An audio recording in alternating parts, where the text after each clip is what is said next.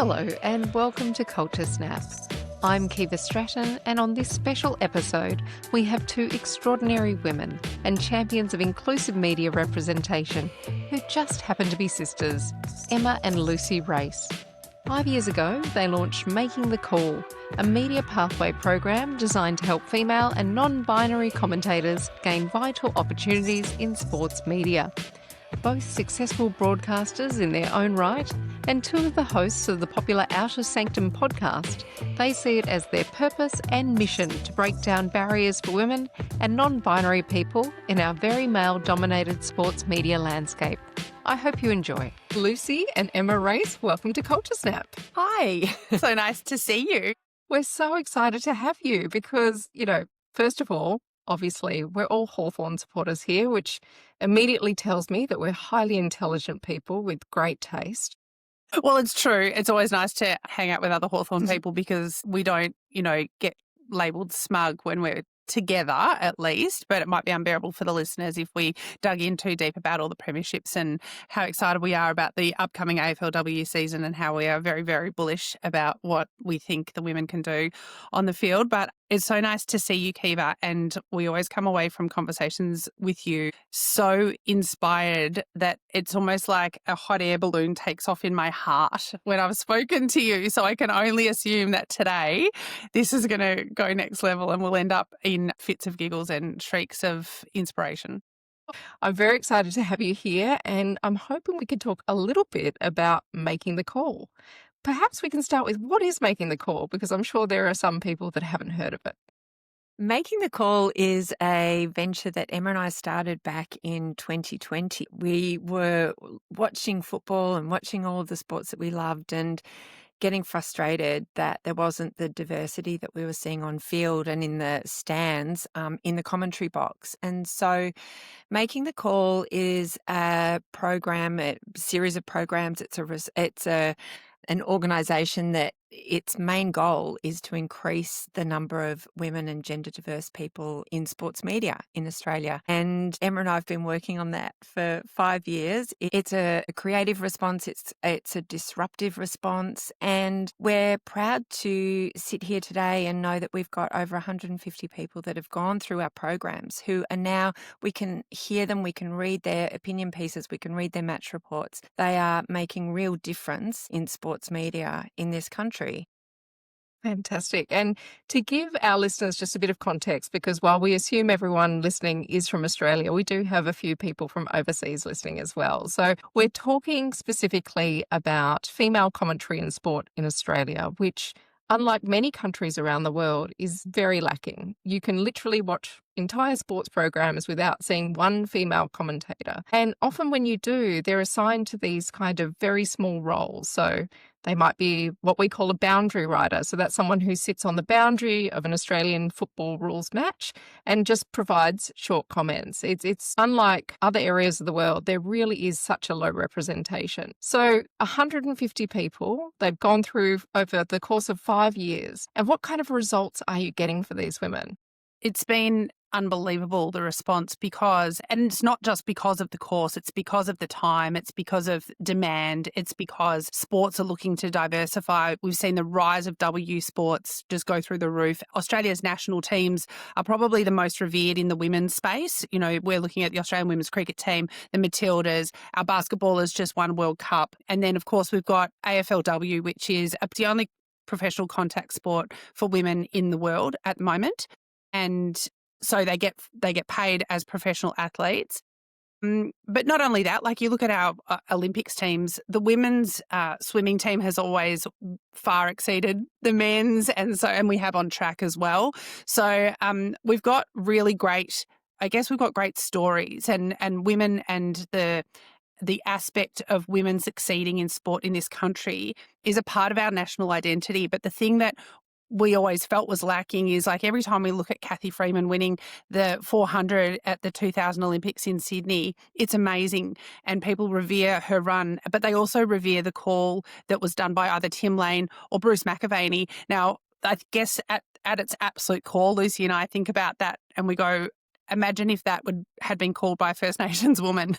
Like, the impact and the storytelling behind that would have sat behind that in that moment would have really elevated the storytelling to another level. And so I guess what we're looking at is the opportunity that we have to make sure that the people on the field are being represented with the storytelling behind the scenes, whatever that looks like. And we're really grateful that industry has come along for the ride with us. They understand that in this very thirsty market of globalized sport where people can watch anything they want to watch at any time, that they have to have a competitive edge. And you're so right about overseas. I look at the States and I think about the roles that women have held in sports broadcasting in the States.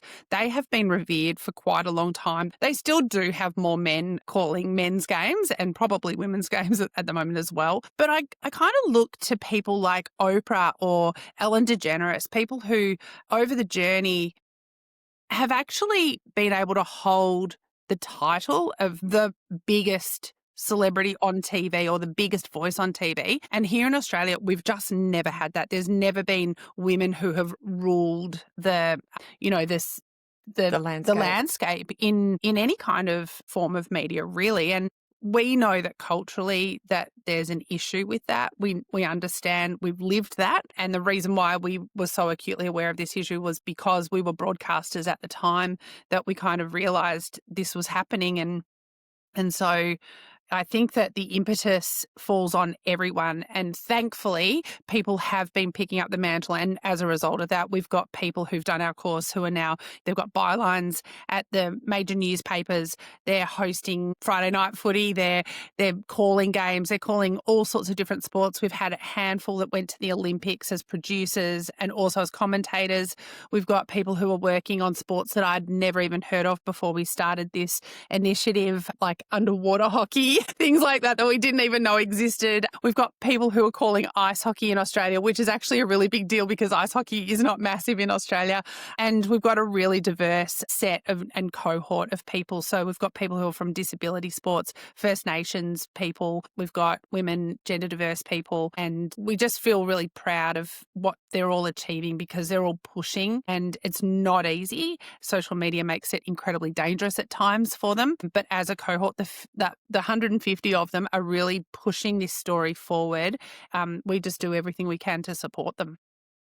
It's an interesting observation, isn't it, that we kind of punch above our weight as a nation in sport. We're a nation of a mere 26 million people, and yet I think on the global stage we're always, in the major sports, quite up there. I see this trend kind of at a bit of a macro level in Australia as well, where, perhaps more marginalised or underrepresented groups in society tend to overrepresent in sport. So it's quite a gateway for many communities to rise up in society and to really, kind of capture the success of sport in Australia. We see that, of course, with our First Nations people. Compared to population, they are much higher represented across our various sporting codes.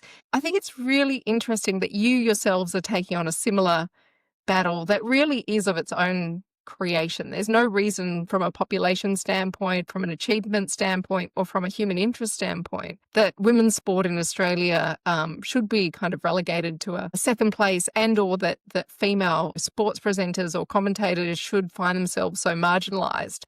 What do you see as some of the biggest challenges facing women today if that's the career they wish to pursue? I think one of the challenges is that in terms of the media landscape, particularly in commercial media in Australia, that we always do what we've always done. So seeing change can take a really long time. Sport's a really interesting category, I think, to talk about issues of equity, because sport occupies a place in the conversation in Australia that is really, really prioritised. Like, it's right up at the top, and it can be a way. I often think of it, and we talked about this when we had our podcast, we talk about sport being a bit of a Trojan horse, that it's a conversation that you can kind of have with lots of people, but you can talk about really serious issues through that prism. And I think in terms of change being slow, there are a lot of commercial considerations that come into it in terms of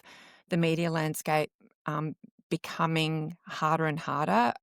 the rise of streaming, the rise of podcasts, the fact that you can listen to so many things without actually having to pay anything, means that at some point there comes a crunch. That I think has made some people maybe more reluctant to take risks. But I also think that when you've got a national sport like Australian rules that has been played by men and is still very masculine in its culture, that it takes time to push against that and to change. So I think as time goes on and we see women's sports, particularly at that elite level, start to change the conversation, the hope is that it will have structural change. But the reality is, I think that any structural or systemic change or organisational change takes really intentional actions.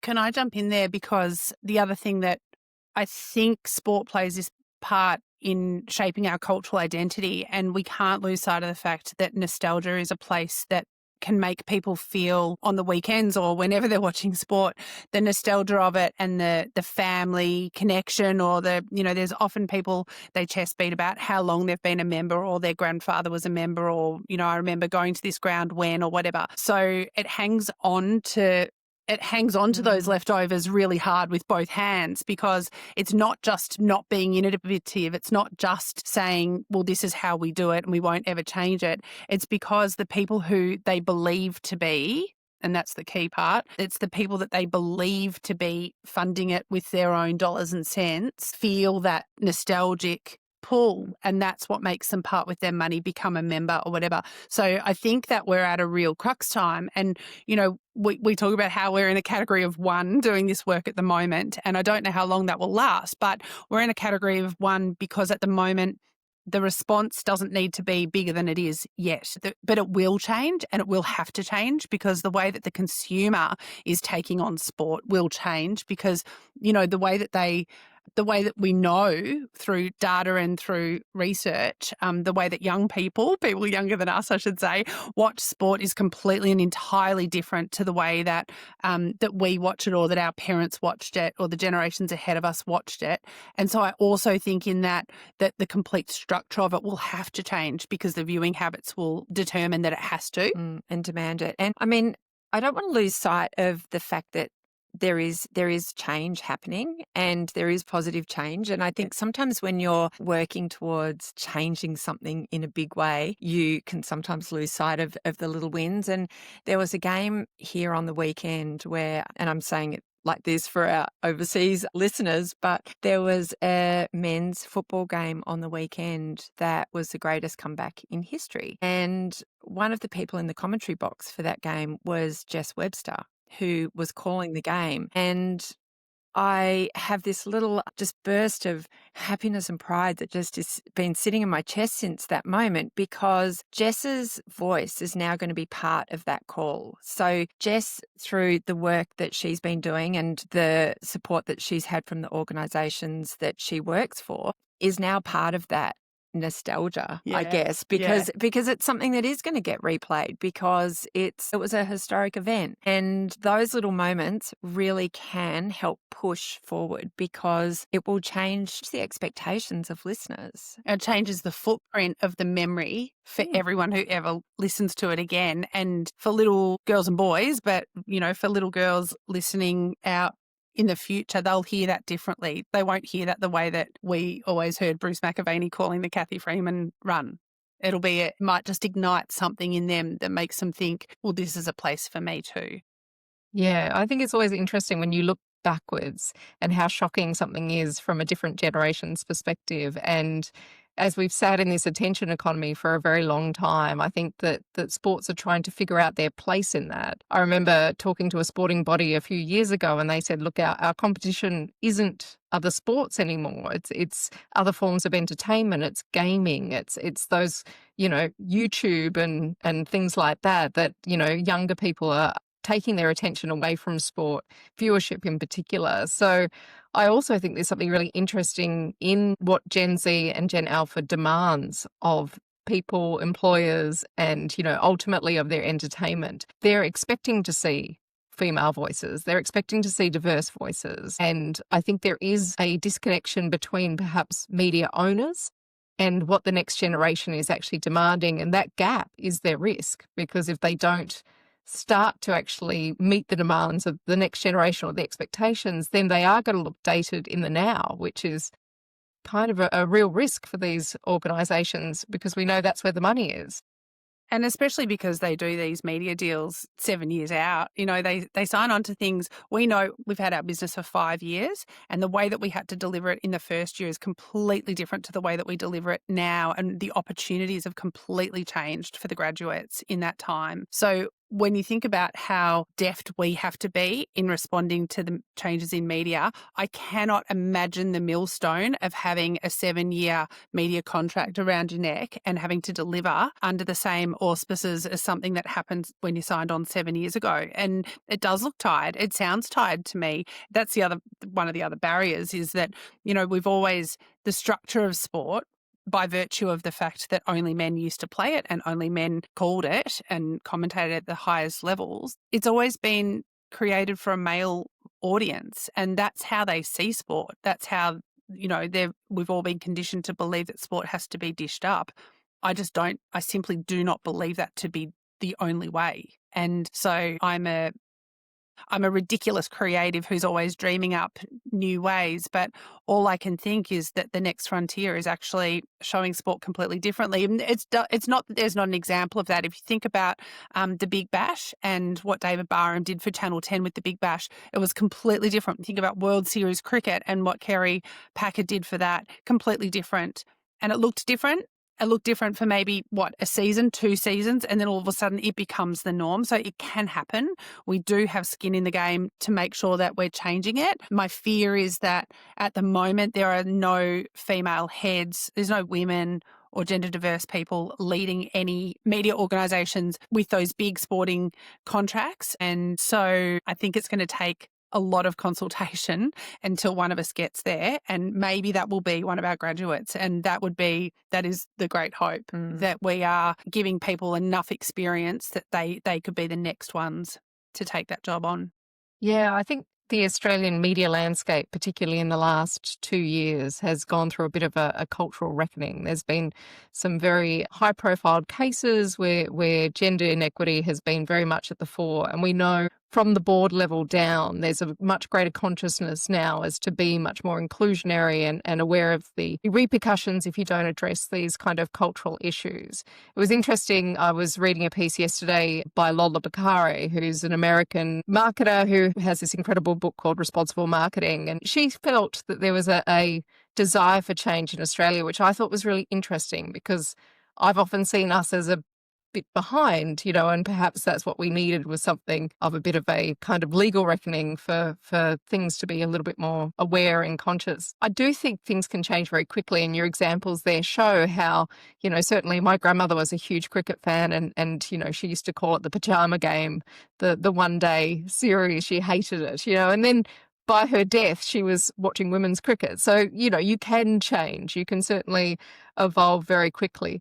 What do you think's the next frontier in Australian media? Do you think are we going to stick with traditional media? Is there going to be new forms of content production? What do you think is the next opportunity? Oh, this is delicious as a concept. I would like to see it change swiftly, but I think the biggest thing that will change it will be media ownership. I think if we see like Meta, Amazon obviously already does own media platforms, but if we see them start to purchase sports franchises or be the ones that are doing the deals, I actually think that the traditional audience will shit themselves, because if you've got people from overseas deciding how long you can cover a game. I watch Red Zone a bit, which is the way that our household watches American football games, and that just basically switches between games. And I never really sit and watch a whole game unless it's the Super Bowl. And so, things like that. We might see something like that, and you hear the pushback when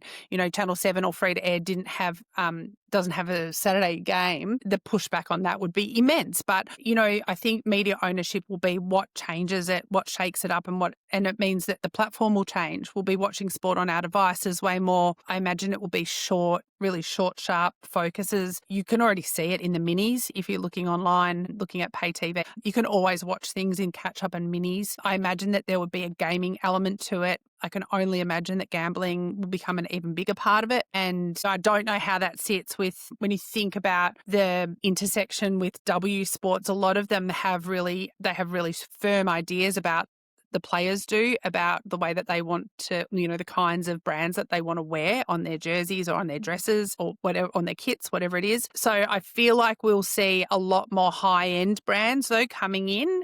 The kinds of happy stories that I look to would be Arsenal FC and the work that Juliet Slott's been doing over there. I've seen heaps of really high-end brands come in.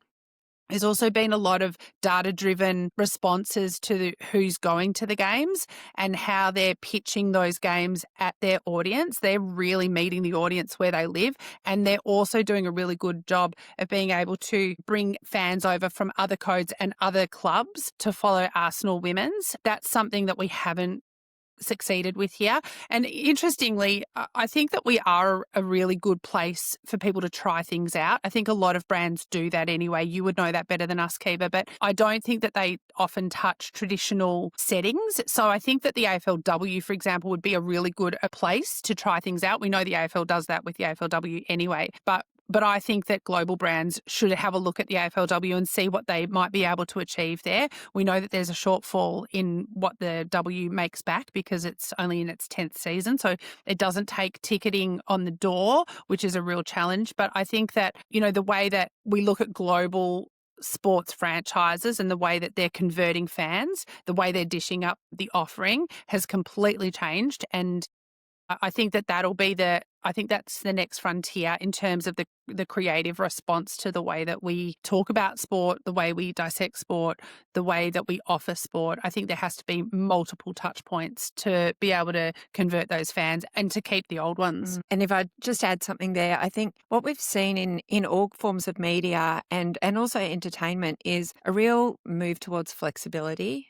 that people can watch what they want when they want to watch it. And so in terms of audience, I think audiences now expect that if you want to listen to a show or watch a show, you can do it when you want to watch it. And I think that is something that is going to really creep into sports media. And all I can think is that there's a real opportunity to have diverse voices calling that sport and talking about that sport that gives the audience the option to listen to someone different. And that technology we have now, so you can listen to a parochial call of a football game by football fans on radio stations. We've seen it on Fox football in the past, and we've seen it with some trials that, say, the AFL have done with children and with callers in different languages calling the games. And I wonder whether that is something that we might start to see going forward. I think in terms of audience,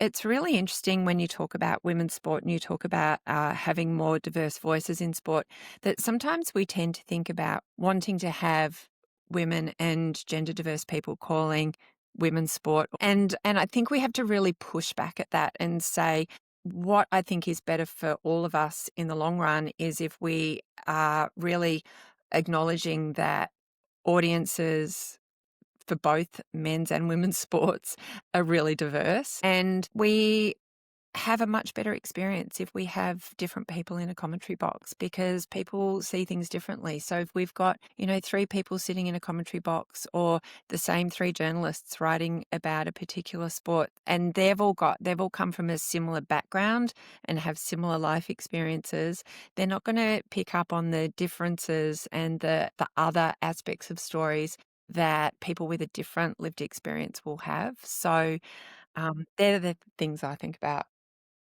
I've got so much I want to pick up on there. When it comes to brands, I think it's such a blind spot for so many brands that they're not engaging more with women's sport, because when we think about the consumer, females still largely are the decision makers over our economic worth, and to not kind of take that opportunity to target them, I just think is crazy. I'm also really interested with the way that our content behaviours shape sports themselves. You know, we've talked about some examples there of how cricket went from a long game to a shorter game to a shorter game to a shorter game, which mirrors society's need for, you know, immediacy and quick content. And in our Australian football, there's been conversations lately about the length of the game. This is, you know, something to its detriment. Now, currently it's being framed as the length of the game for the players, but a cynical mind might suggest that this is actually more about viewership and ensuring that content doesn't extend past that which we can sit through as a generation that is much more used to immediacy and short content. How do we kind of get the experience of women's sport into the mainstream? Because I think if you go and experience it, you would just go every opportunity you could. It's social, it's fun, it's all ages, and you know, you have a great time no matter what the score is at the end of the day. How do we sell that to the world? I think it's a really big question, Keeva, and I'm not sure that we can solve it easily, because I think of what we're seeing, and don't get me wrong, like men's AFL games have always had that underlying aggression and violence, and I am still very affected by something that happened when, you know, I was under 10 and there was an incident outside a football game. A young father died. And so I've always kind of had that in my football kind of historical sort of feelings about it. And I think if I think about going to men's football over the years, there's often been that sort of sense of, I've had a sense of fear, or I've felt like there's this simmering kind of aggression that could explode into something. And so I think that the thing that worries me now is that when you look broadly, so you zoom out from sport and you see some of the other issues that we're finding, particularly for young men and boys, and what that means for everybody else, where people are feeling more isolated and then basically, you know, maybe kind of go down that aggressive route as a way to feel better or to feel like they are part of something else if they're trying to find belonging. And if that belonging has come from like an Andrew Tate or some of the things that they're seeing online, there's that. I sort of worry about what's happening there. And also I think gambling and alcohol are also these other factors that do come into sport. And I haven't necessarily seen, you know, the data on it, but when people talk about abuse that's happening of players post game and a lot of racial abuse, there is a lot of discussion about the impact of betting and gambling culture on those kinds of expressions that are violent and aggressive. So I think that the challenge, particularly in those really big sort of sports and those big crowds, is that you're fighting against something that's not necessarily just limited to sport, that there's other cultural influences coming in there. And so I don't know that we can necessarily take some of the things from W Sport and bring them into men's sport.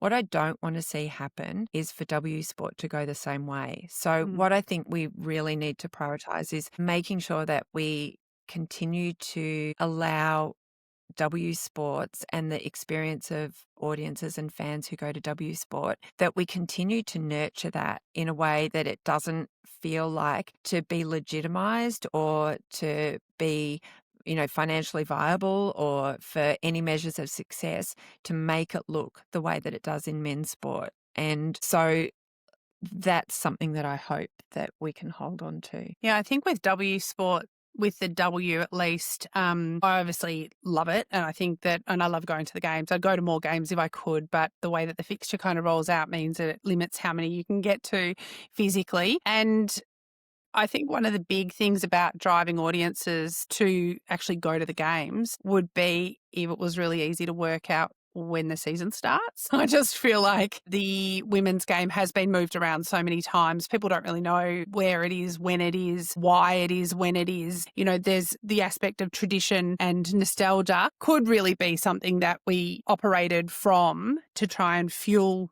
the number of people going through the turnstiles at W games, but they don't. And that hasn't been something that has been lent on. And if it has, it's been borrowed from the men's game. Like, for example, Carlton and Collingwood being the season opener. I mean, that just befuddles every new fan that I know, because in the W, that is not a traditional rivalry. I don't think that it will serve to be the best game. It will be the most televised game. It'll be on the main channel. It'll be prime time. I can think of a few other permutations that would have been a much better sell of where the game is currently at. But we're in the infancy of this competition. So I think that you're probably better to look at global sports like cricket, for example. When women's cricket is played in the MCG, it's not selling out unless Katy Perry's there. So they're the questions that I think a lot of people are digging into.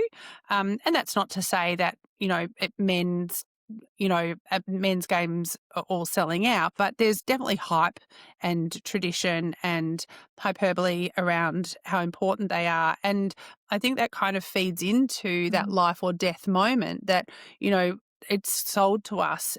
I think that the coaches have done a good job in the men's game at times of taking the heat out of it, of saying, this is actually just a game. We'll have next week as well. The season goes for, 27 weeks or whatever you play finals. It's important, but it's not as important. It's not life or death. We do this for fun. This is frivolous. This is a fun thing. This is meant to be, because I think they need, and I imagine that they're always saying that to take the heat off for their players, so that their players are not getting those DMs from people saying, I bet on you and now you've lost all my weekly earnings. So, I feel like there's this real amping up because of the competition that the broadcasters are feeling, or that the,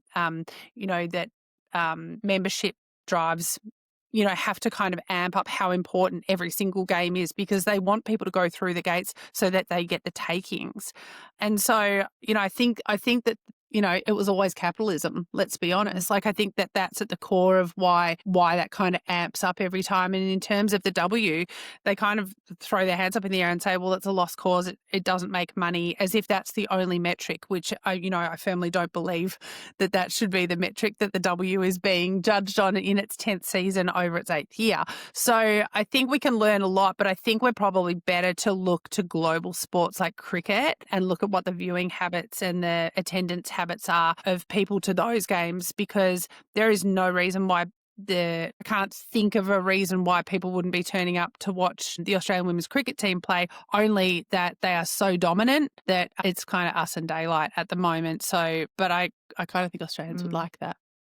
I think there's something in, to go and try something that you haven't tried before. If you're thinking about new audiences, you need to unpack the mystery of it and really make it easy for people. And, in the same way that, say, youth sports are often put on the other channels where you have to go and find them, they're often put in the other stadiums where you have to go and find them as well. And people don't necessarily have the experience of travelling to suburban grounds to go to sport. I'm hoping that that's something that starts to change, and you see it. I think Sydney has done an incredible job of Henson Park in the AFLW has become it looks like such a carnival. I would love to get to a game there, and in Adelaide as well. Like the attendance in games in Adelaide and some of those Sydney games is incredible. And I think, we can do things to kind of unpack the mystery of it and invite people in and think about, well, what are the barriers for people going to these games, and so what can we do to fix that? We're seeing crowds in US sports, in college sport, particularly in women's college basketball. Like the crowds are outstripping even some of the, I'm going to say, the NBA games, and I'm got no data, but that's the feeling. But we're seeing just enormous attendance numbers there. It's the lack of FOMO as well. I would love, like, Keeva, I would love you to deep dive, the power of FOMO, because one of the issues that the W has had, we're talking about our code of choice here when we talk about the AFLW, but, the broadcast side has always been the side that they've also let the punters in. They don't often open the grounds on the other side of the broadcast side. So you're shooting into an abyss of empty seats, right? So there's no one at home thinking that they're missing out on something, because firstly, there's no atmosphere because you're watching an empty stadium, even though you can hear the couple of thousand people that are sitting underneath the broadcast. But it also means that our highlights, the highlights of the game, when you look back on them, are often in an empty stadium. So you see Courtney Hodder taking these unbelievable screamers in front of no one because that side of the ground wasn't open. So that's really been an own goal. But, it also, in the scheme of things, shouldn't matter because when I watch nostalgic shows like The Front Bar and they show old footage of the men's game, they're playing those games in front of like 4 people sitting behind the goals. Like, it's at the equivalent point. Well, it's not even at the equivalent point of time in the development of the code, but, it was probably 30, 20 years ago and people weren't driven as much as they were to the games at that point. And maybe it's because now it's a national competition. So it's there's more skin in the game. There's more Australian audiences watching it. So there's more people turning up.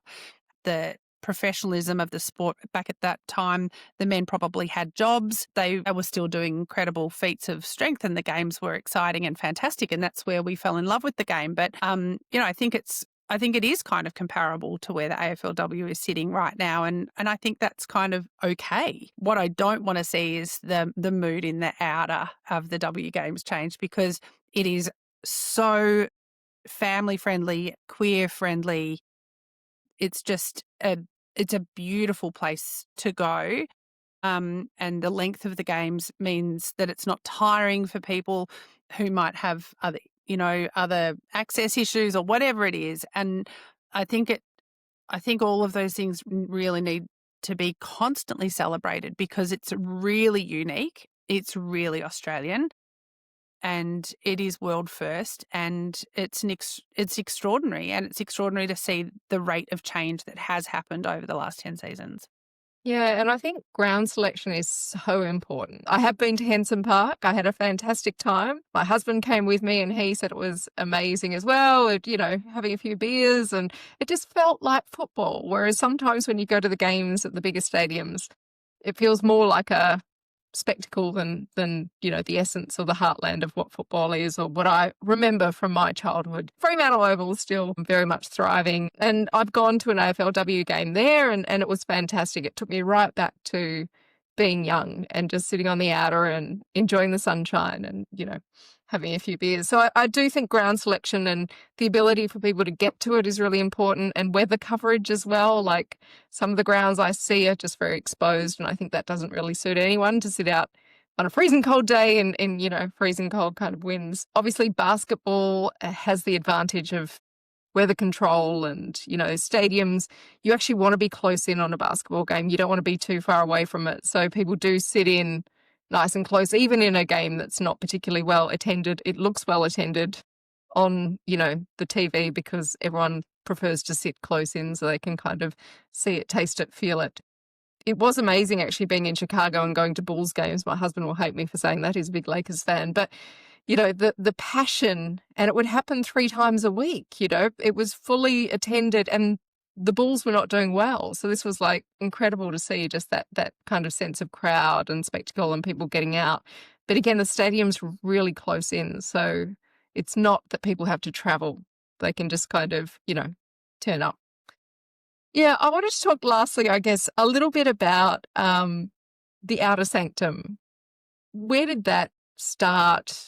It's for those who are unfamiliar, the Outer Sanctum really does talk sport from a very diverse perspective. It's fun, it's light, it can be serious, but, it certainly had a lot of joy to it. Tell me a little bit about that and what's its future? What's going to be happening with the Outer Sanctum? Well, the Outer Sanctum started back in 2016, so back before everybody had a podcast. we like to think we were in not necessarily in the first wave. We're in the second wave. And the Outer Sanctum was a group of 6 originally that then became 10 women who came together to talk about sport and to talk about the sport that we loved, which is Australian rules football. Of course, other sports crept in. And we ended up talking about sport the way we wanted to talk about it. So invariably, it was funny, it was inclusive, and it focused a lot on issues of equity and human rights. But through that Trojan horse of sport, we were able to have conversations that we'd been having offline. So we'd been in a group chat talking about football, and it really just came about because we wanted to hear the conversations that we were having about sport. And you'll remember back in 2016, it was around the time that Adam Goodes was being booed relentlessly. And that was a moment that really challenged us all, that, it was just breaking our hearts. You could see that it was just such a terrible moment that was played out week in, week out. We all considered walking away from football at that point, and instead decided to, I'm not going to say lean in, we decided to just step in further and to try and create the conversations that we wanted to hear. We were just so lucky to grow our podcast with 4 extra members who joined. And so it was a group of 10 of us who talked about men's football and women's football for a number of years. And it is one of the greatest joys of my life. When I think about the people that inspire me, it's often the members of the Outer Sanctum, kind of like the Spice Girls, but everyone kind of had different areas of expertise. But football dorks. And it's a friendship that continues to this day. We came back and did a series of episodes last year that kind of broke away from the format. The format's changed over the years anyway. I don't know if you remember COVID, but COVID really threw some curveballs, and we really had to sort of change up the way that we did the podcast. And the pleasure of it, I guess, is that something that maybe a conversation that we started now has been continued in a lot of ways by people who are graduates of Making the Call, which, Making the Call is a cutting that has come from the shrub of the Outer Sanctum. And in terms of what its future holds is that, I guess for the listeners, it probably feels like we've left you in the wilderness, but for the participants and for the members of the Sanctum, it is so alive and well, because our group chat is just, it's crazy. It is ongoing. It is the pocket education every day. It is often incredibly inappropriate, but we get together for most cultural moments, whether it's the opening ceremony of a sporting event or most recently the Hottest 100, and 10 diverse opinions that we all share inevitably teach us something, make us laugh, make us think, and end up in a whole lot of gifts. And it is so thriving, even though it's not being broadcast at the moment. I don't think that it will ever fully go away. I think part of the Outer Sanctum and what it really means to us and what it means to maybe the listeners is that it will always exist because it's actually who we really are.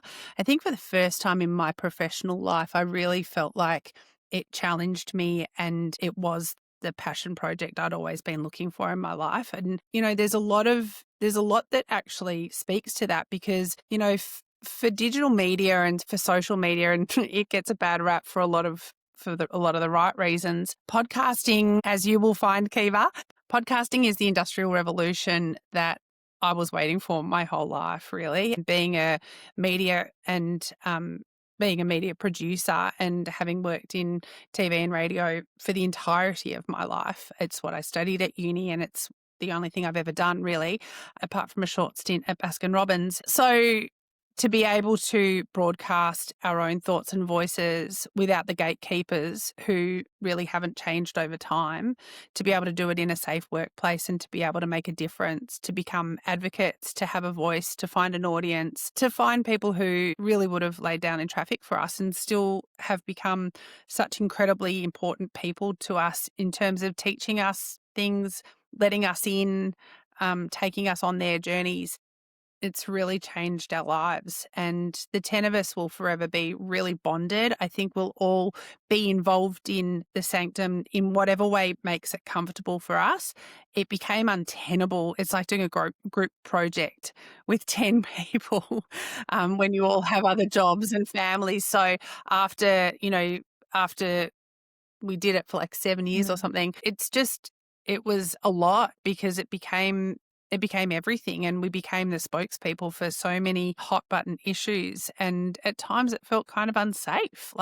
So it's really informed the way that Lucy and I try to support our graduates. Making the call, but we rely on that pocket fam so much. When we catch up, it's a really tight bond, and it's really strange because there's something about it that when I listen to like Mel C talk about being a part of the Spice Girls, honestly, or Harry Styles talking about being part of One Direction, I go like, yeah, I've lived that. Yeah. And it's so weird because it's this stupid little tiny podcast that just blew our socks off for 7 years or whatever. And it but felt like we were a part of something for a moment there. And even yesterday, like we still get emails from people who are like at the height of their career flying in these incredibly powerful industries, and they will email us and say, P.S. I've listened to every episode of The Outer Sanctum. Like it's a phenomenon, and it's amazing, and it's the gift that keeps on giving. And never say die. I mean, there's a real chance that we'll be back at some point because season 10 kind of can't go without us celebrating that. But it was never just about women's sport. It was about the community, and it was about belonging, and it was about voices from the outer, and that lives on. And the great news is, being a podcast, anyone who hasn't listened to it yet, you can now kind of go all the way back and listen to it from the start. A couple of things I just want to pick up there just for our listeners. Booing in Australia is not a positive thing.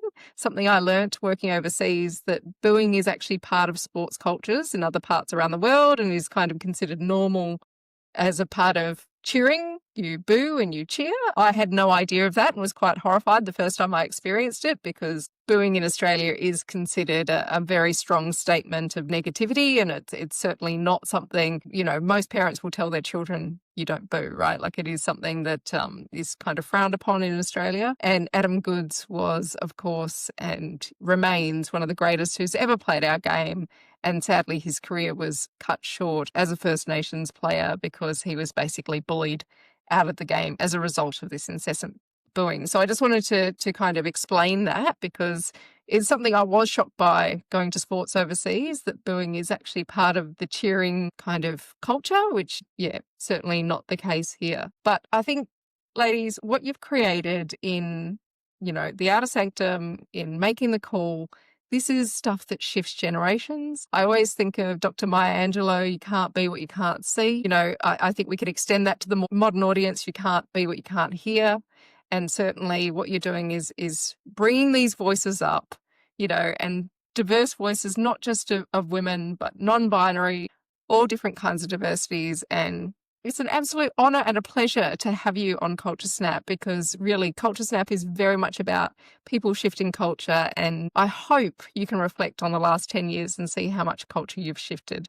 And that is a legacy that will continue in all of the incredible people that have done your course. Thanks, Keeva. That was very kind It's of a bit you. nice. Thank you very much. That is really kind.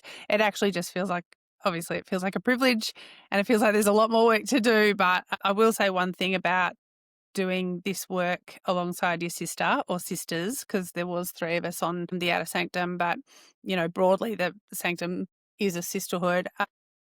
It doesn't feel like you're really working when you are so seen and so supported. And I think that cultural shifts take a lot of emotional labor.